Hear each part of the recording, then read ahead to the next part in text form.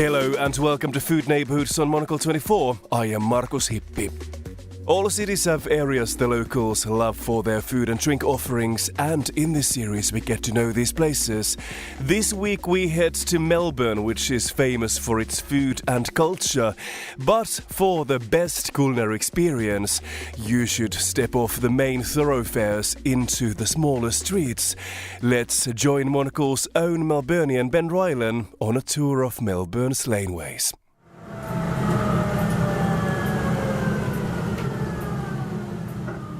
A boom in high-rise construction and urban development over the last 3 decades has remarkably transformed Melbourne's city centre.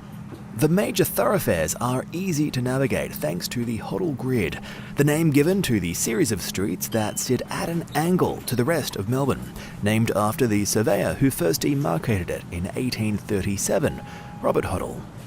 But it's when you step off the grid and into the smaller lanes that Melbourne's unique cultural charm comes to life.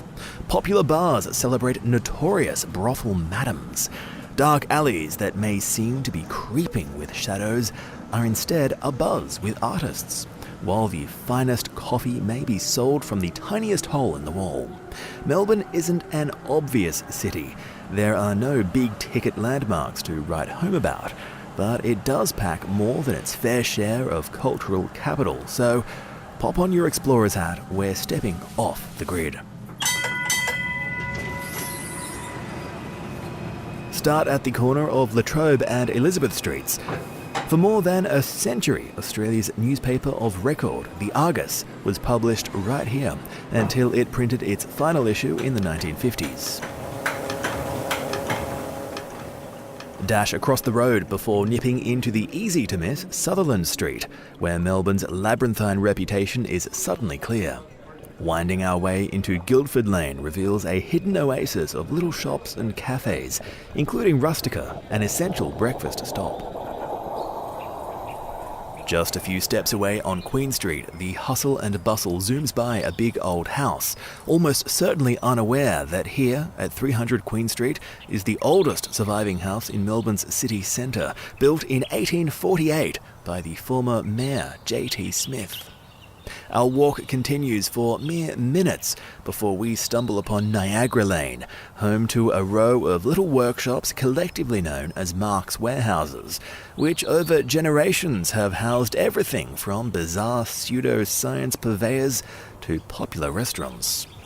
If you're tempted for a tipple, now is your chance. Nearby bar Sunmoth offers some of the finest local wines in town.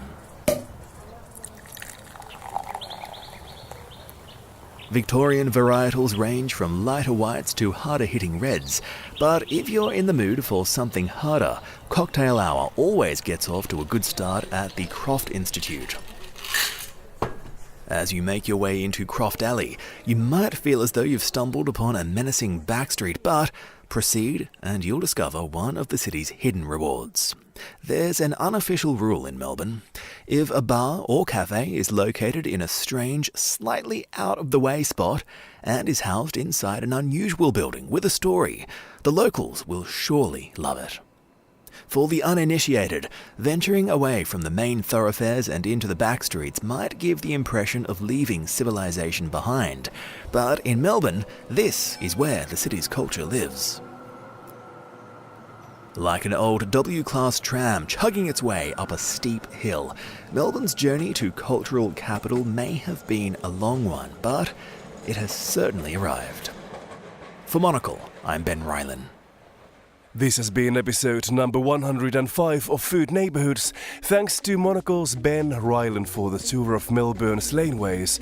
For more food and drink stories, tune into the menu every Friday at 1900 London time. I am Markus Hippi. Thanks for listening and bye for now.